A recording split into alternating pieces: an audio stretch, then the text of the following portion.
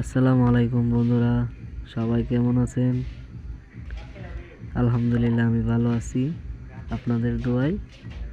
তো আজকে আসলাম আপনার লাড়ু কারখানায়। এখানে লাড়ু তৈরি হয়, মুড়ি কিংবা চিড়া লাড়ু তৈরি হয়।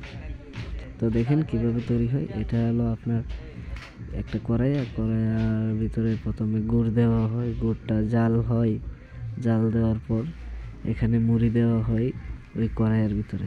দেওয়ার পর এই লাড়া দিয়ে মিক্স করে গুড়ের সাথে গুড় আর লাড়ু মিক্স করার পর তারপর এটা হাতে নিয়ে এখানে ছাড়বো। তারপর একটা মেশিন আছে, মেশিন দিয়ে চাপ দিলে গোল হয়। তারপরে ওই দিকে রাখে, আবার এখান থেকে প্যাকেট হয়।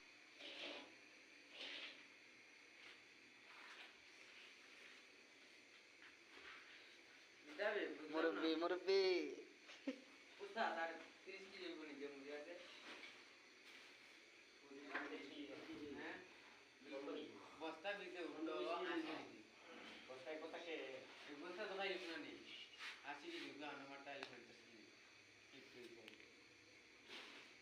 বাইরে বাইরে বাইরে চালা